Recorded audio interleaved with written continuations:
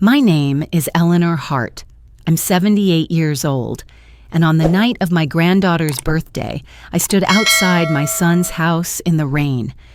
The gate had closed with a hollow click behind me, the kind of sound that tells you you're no longer welcome. I held a small box wrapped in silver paper against my chest, the paper softening as water seeped through. A message had buzzed on my phone minutes earlier, Derek's voice frozen in text. "Wait outside. We're not ready for you yet." I shifted my weight from one foot to the other, trying to balance on the slick pavement. The porch light glowed warm, but the door never opened. Inside, I heard laughter, the clink of glasses, the faint notes of a song I remembered teaching Derek when he was Marin's age. My coat grew heavier with every drop, as if the storm itself had chosen sides. Neighbors know me here. Old Ray across the street lifted his curtain just enough for our eyes to meet. For a second, I thought he'd wave me in or at least nod. Instead, he let the fabric fall, leaving me with nothing but the hammering of the rain. I pressed the gift closer to my chest, whispering to myself, "Hold on, Eleanor, just hold on." My hair clung to my cheeks, my shoes squelched when I shifted, and the smell of wet asphalt rose around me like a reminder of every other time I had waited for someone who never came. Minutes stretched. 7 o'clock turned to 7:40. My phone stayed dark. The silver paper sagged, corners bleeding into mush.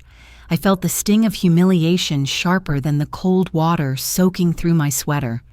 Something inside me, something that had stayed quiet for decades, leaned forward that night. When I finally turned away from the house, I wasn't just walking home through a storm. I was walking into a reckoning I had avoided for far too long. I hung my soaked coat on the back of a chair and listened to the drops patter onto the wooden floor. The house was silent except for the hum of the refrigerator and the steady tick of the clock above the sink. I set the ruined gift box on the counter, the silver paper peeling away, water pooling beneath it like evidence of the night. My fingers trembled from the cold, but the ache inside was sharper. Silence had been their answer to me, and it cut deeper than the rain. I reached for the leather notebook that never left my kitchen table. Its cover was worn smooth from years of bills and notes. I opened to a clean page and wrote in thick black ink, "They left me in the rain. I will not forget." The words bled slightly, sinking into the paper like they belonged there. For a long moment, I stared at them, steadying my breath. A line had been crossed. I felt it as clearly as the chill in my bones. It wasn't anger exactly, but something colder. Clarity. The kind you don't come back from. I turned through older pages, notes on mortgage payments when Derek had fallen behind, tuition checks, medical bills, groceries. My handwriting was everywhere, my sacrifices stacked in neat columns of dates and dollar signs. Each entry carried a reason, a little excuse scribbled in the margin. I had always told myself it was what mothers did. Tonight, that story collapsed. I closed the notebook with a sharp slap and slid it to the center of the table. Tomorrow, I would carry it to the bank. Tomorrow, I would sit across from someone and say, "This ends here." For years, I had believed protecting myself meant losing my family. But in that dim kitchen, with water dripping from my coat to the floor, I saw the truth. They had already left me outside. The next morning, the sky was still gray, the street slick with leftover rain. I wrapped my notebook in a scarf and carried it under my arm as if it were something fragile. The sign of Cedar Ridge Credit Union glowed faintly when I pushed through the glass doors. Warm air rushed against my face, smelling of coffee and carpet cleaner. At the counter, I asked for Mrs. Keating, the senior officer who had handled my account for years. She appeared from her office with her glasses perched low and gave me the kind of smile people reserve for birthdays or funerals. "Eleanor," she said softly. "Come in." I placed the notebook on her desk. opened it to the page with last night's words, and then turned further back. Line after line, month after month, payments I had made for Derek and Sonia, mortgage late fees, tuition, insurance premiums. I didn't need to explain the story, the numbers told it. Mrs. Keating studied the entries, then looked at me with careful eyes. "What do you want me to do?" My voice surprised me. It didn't shake. "Remove Derek and Sonia as authorized users. Cancel every card they carry in my name. From now on, no one touches these accounts but me." She tapped her pen against the paper. "You understand, they'll find out quickly." "I expect them to," I answered. "Some lessons need to be sharp." She nodded and began typing, the keys clicking like small hammers. I signed the forms she slid across the desk, each signature a weight lifted from my chest. She set up new two-factor codes and placed fresh cards into my hand. When it was done, I closed the notebook and tucked it back under my arm. "Mrs. Keating's voice was kind but firm. "You've taken back your ground." Walking out into the damp air, I felt lighter than I had in years. For once, I wasn't carrying my family's debts on my back. I was carrying only myself. 2 days later, I sat in the waiting room of Caldwell and Myers, the law office that smelled faintly of paper and lemon polish. My notebook rested on my lap, though by now I hardly needed to open it. Every figure inside was already carved into me. Mr. Caldwell called me in. He was a steady man with silver hair, the kind of lawyer who believed more in listening than talking. I placed the notebook on his desk, just as I had with Mrs. Keating, and folded my hands. "I need to revise my trust," I said. "And my power of attorney?" He adjusted his glasses. "Tell me what you'd like changed." "My son and his wife no longer have any authority. I want their names removed. The sole beneficiary will be my granddaughter, Marin, when she graduates high school. Until then, the bank trust department will manage things. I want no loopholes, no back doors." For a moment, he simply studied me. "That's a decisive step. It's a necessary one," I replied. "If my son sees me only as an account, then I'll answer him in the language of accounts. But Marin, she still sees me as a person. That matters." He leaned back in his chair. "You're within your rights. I'll prepare the amendments. It will mean that Derek has no claim if anything happens." "That's the point," I said, sharper than I intended. "He's had too many claims already." The pen felt heavy in my hand as I signed the first set of documents. Each stroke was deliberate, almost ceremonial. By the time I set the pen down, I felt something inside me settle, like a door clicking shut after years of being left open.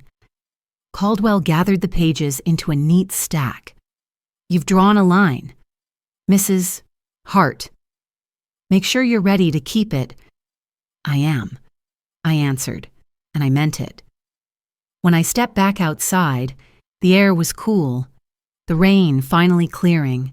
The street glistened, washed clean, as if the town itself understood what I had just done. That Saturday afternoon, I needed milk, so I walked down to Oakmart, the grocery store that always smelled faintly of bread and disinfectant. As I entered, I caught sight of Sonia and Marin in the checkout line, 2 registers over. Their cart was half full, cereal, fruit, paper towels, a cake box with a bright sticker still clinging to the side. I hesitated, then drifted toward the dairy aisle, not wanting to be noticed. Still, I couldn't stop my eyes from following them. Sonia swiped a credit card. The one I knew carried my name as guarantor. The register beeped once, then displayed the word declined. The cashier, a young man with hair in his eyes, looked uncomfortable. "Do you have another card, ma'am?" Sonia tried again. The same beep, the same refusal. Her face flushed red. She pulled out her wallet, digging for something else, but I could see her hands shaking. Marin stood quietly, backpack slung over one shoulder. She looked from the cashier to her mother, then down at the cart. Without a word, she reached into her pocket and laid a crumpled $10 bill on the counter. "This will cover the milk and bread," she murmured. The boy rang it up quickly, sliding the rest of the items aside. Sonia pressed her lips together, eyes darting as if searching for an escape route. When she finally noticed me at the end of the aisle, our eyes met for the briefest second. There was no anger in her gaze, only a flicker of shame. She lowered her head and gathered the small bag, leaving the rest behind. Marin lifted the handle of the bag and walked beside her, steady, almost protective. I stayed where I was, hands gripping the cold metal of my cart.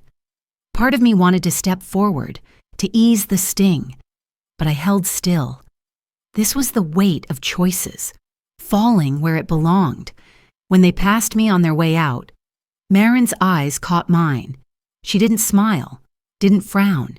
She just looked, clear, steady, and older than her years. The phone rang that evening just as I was pouring tea into my favorite chipped mug. I knew who it was before I picked up. Derek's number glowed on the screen, the same digits I had answered without hesitation for decades. This time, I let it ring twice before lifting the receiver. "Mom." His voice came fast, sharp, already carrying accusation. "What the hell did you do at the bank?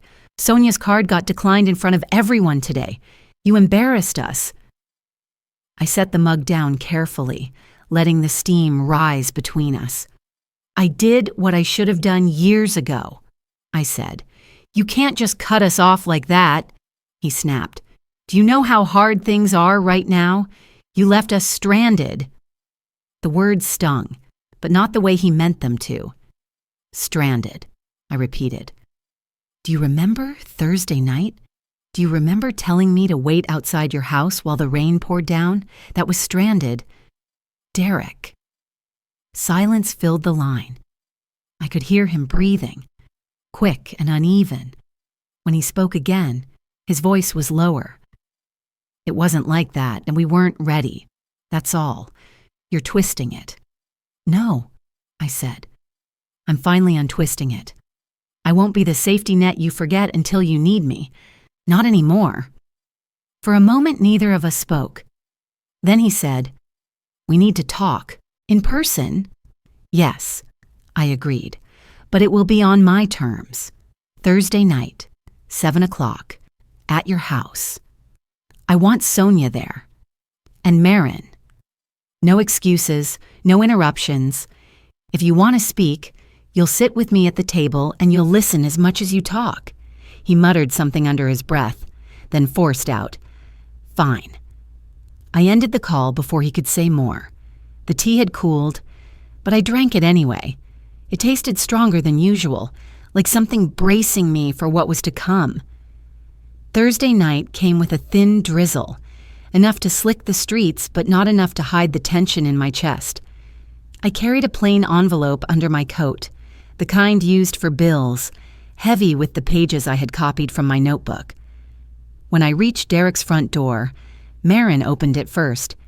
She gave me a quiet nod, a small kindness I clung to. The dining room table was already set. Sonia had arranged plates and glasses, a casserole steaming at the center, salad off to the side. Derek poured water into my glass as if the simple act might smooth everything over. Marin folded napkins and placed one carefully in front of me before sitting down. We began to eat, the clatter of forks louder than the words none of us wanted to start. Derek finally broke the silence. "You didn't have to go this far. Mom, we could have talked." I slid the envelope across the table. It landed in front of him with a soft thud. "We've talked for years. These are the times I bailed you out. Every mortgage payment, every tuition bill, every grocery run, dates, amounts, all of it." Derek's face tightened. He didn't open the envelope. Sonia reached for it, then pulled her hand back. Her voice was low. "I should have stopped it sooner. I saw you outside that night. I couldn't bring myself to face it. I met her eyes. For the first time, she didn't look defensive, only ashamed. "This isn't punishment," I said, my voice steady. "It's the truth laid bare. I won't keep carrying it. If you want me at this table, it has to be as your mother, not your bank." No one spoke for a long time. The casserole cooled in its dish. Marin's gaze shifted between us, her expression older than 16. Finally, Derek pushed back his chair. "So what happens now?" I folded my napkin and set it beside my plate. "That depends on whether you're ready to hear me, because next comes the part where I stop owing you comfort." The room grew heavier after my words, as if the walls themselves were waiting to see what Derek would do. He leaned forward, pressing his palms flat on the table. His jaw was tight, the muscle twitching with every breath. "You've humiliated us," he said. "Do you understand that? People talk. Sonia couldn't even pay for groceries without being embarrassed. You've made us look weak." I kept my hands folded in my lap. "I didn't humiliate you, Derek. Your choices did. All I did was stop covering them up."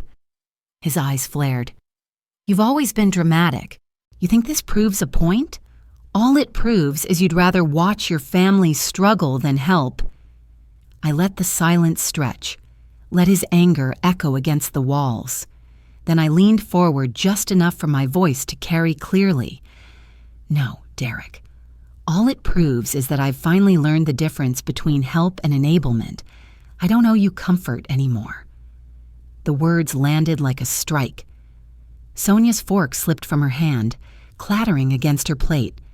Marin sat very still, her eyes fixed on me, as though she'd been waiting for someone to finally speak aloud what she already knew. Derek's face reddened. He opened his mouth, then closed it again. For once he had no quick defense, no sharp retort. The silence that followed wasn't empty. It was heavy with recognition, the kind he didn't want to admit. I rose from my chair, smoothing the front of my coat. "I'm not shutting the door on you," I said quietly. "But if you want me in your life, it has to be with respect. Not demands, not silence. Respect." Sonia reached across the table and touched Derek's arm, urging him to stay seated. Marin whispered, almost to herself, "She's right." I walked toward the door, each step steady, unhurried. Behind me, no one moved to stop me. Outside, the drizzle had eased into a mist, and for the first time in years, I felt the air clear inside my own chest.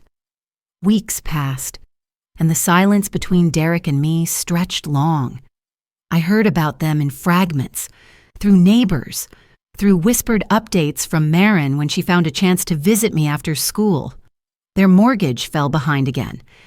Derek had tried negotiating with the bank, but without my name on the account and without my steady deposits, the answer had been firm.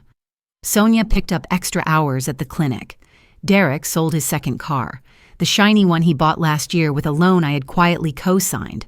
That loan was now his, a loan to shoulder.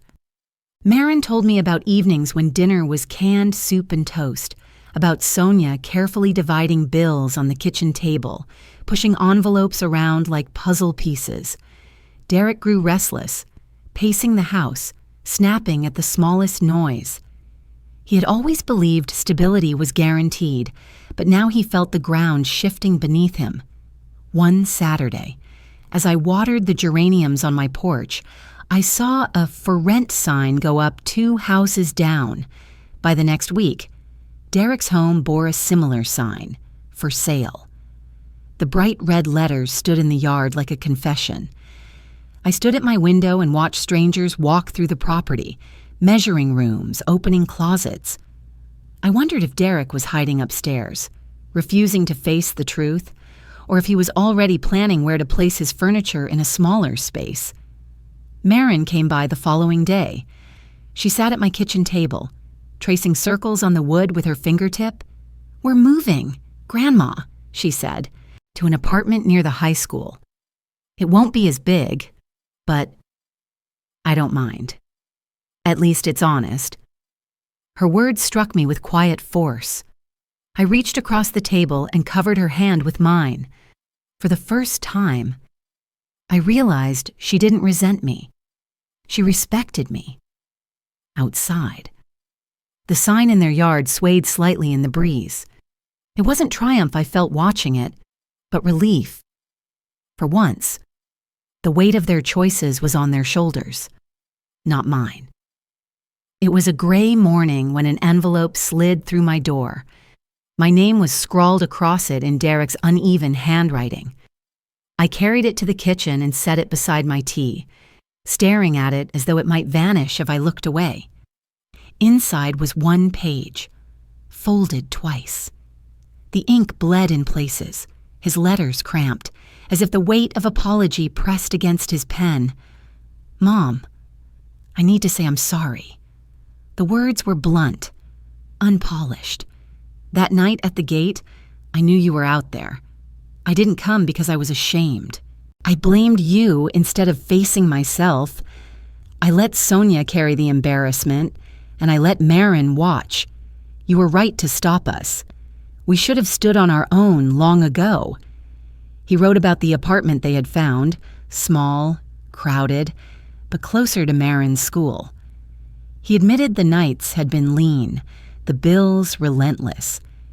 Every time he sat at the kitchen table with nothing left in his wallet, he said he thought of my notebook, of the careful rows of numbers he had ignored.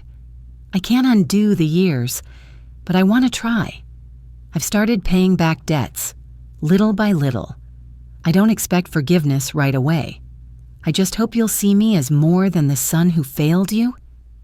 I folded the letter again and slid it into the back of my notebook, not among the records of money lost, but at the end, where the pages were still blank. It didn't erase the hurt, but it was something new, an admission, a beginning. For the first time in years, I felt a quiet release, as though the burden I had carried had finally shifted off my shoulders. I keep Derek's letter tucked in the back of my notebook. Some evenings, when the house is quiet and the kettle hums, I take it out. I don't read every line anymore. I don't need to. Just the feel of the paper in my hands is enough to remind me that truth was finally spoken. Life has taken on a different rhythm. I tend to the garden out front, coaxing geraniums into bloom. Twice a week I volunteer at the library, shelving books while children whisper in the aisles. In the evenings, Marin comes by, her backpack heavy with homework, her laughter filling the spaces that used to echo with silence. She sits at my kitchen table, the same table where I once tallied debts and disappointments. Now it holds lighter things, her sketches, my crossword puzzles, the smell of fresh bread cooling on the counter.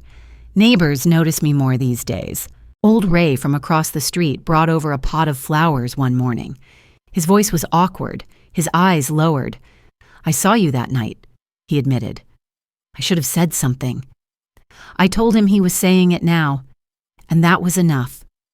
The memory of the rainy evening hasn't disappeared, but it no longer stings the way it once did.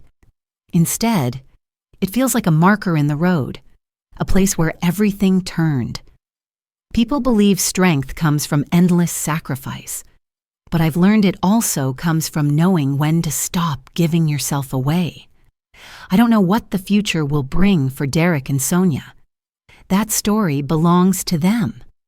What I know is this: I no longer live on the outside of my own life, waiting for someone else to open the door. I stepped inside, and I stayed. Thank you for watching. If you enjoy these family drama and revenge stories, please subscribe and join me for more every day.